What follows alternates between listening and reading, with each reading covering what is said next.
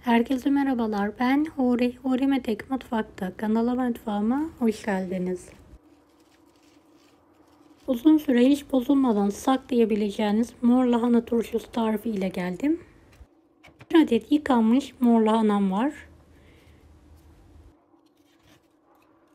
Mor lahanamı dilimler halinde kesiyorum.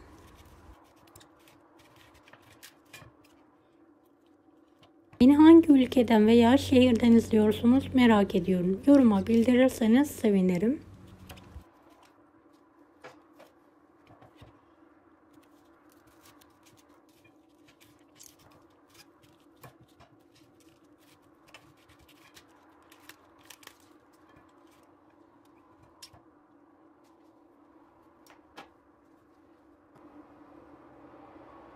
İnce ince mor lahanayı keselim.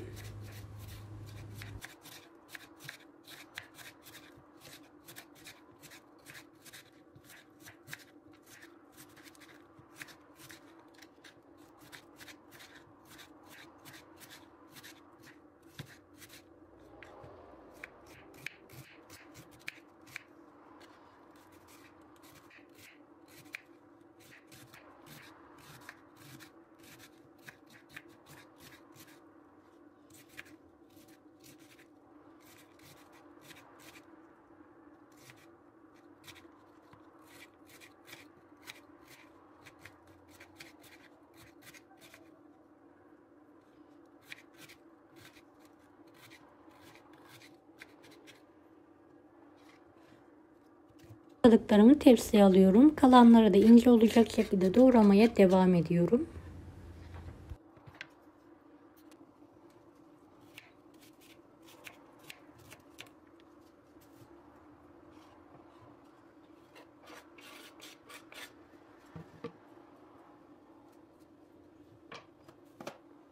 Tatlı kaşığı tuz.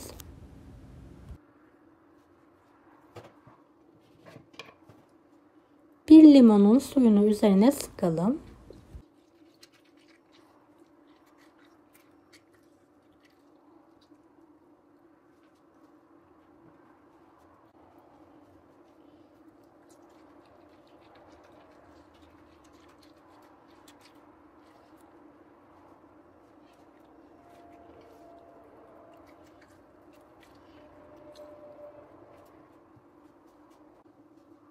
Yarım çay bardağı sirke kullandım.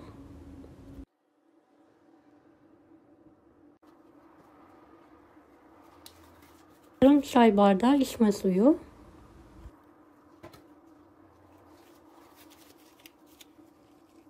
Malzemeyi elimizle iyicene ovalayalım.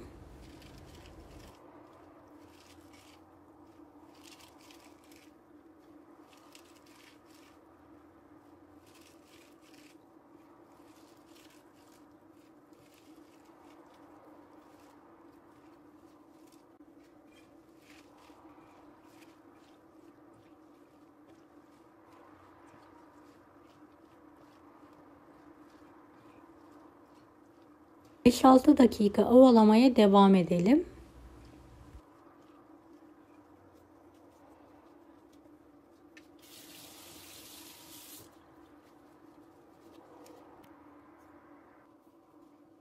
Hazırladığımız mor lahana turşusunu küçük kavanozlara sıkı sıkı bastıralım.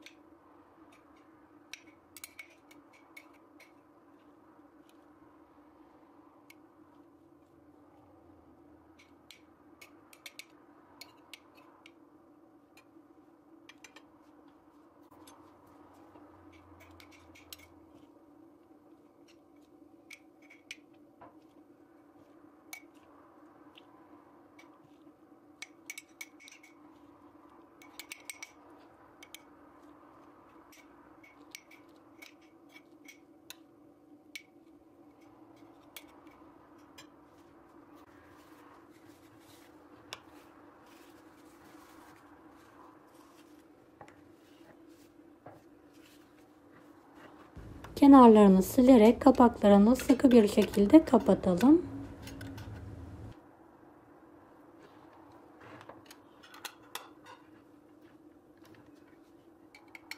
Bunun alt kısmında uzun süre hiç bozulmadan muhafaza edebilirsiniz. Salatalarda kullanabileceğiniz harika bir mor lahana turşusu, mutlaka deneyin. Deneyecek olan herkese kolaylıklar dilerim. Kanalıma ücretsiz abone olmayı unutmayın. Bir dahaki videolarda görüşmek üzere. Allah'a emanet olun. Hoşça kalın. Bunları da izlemeyi unutmayınız.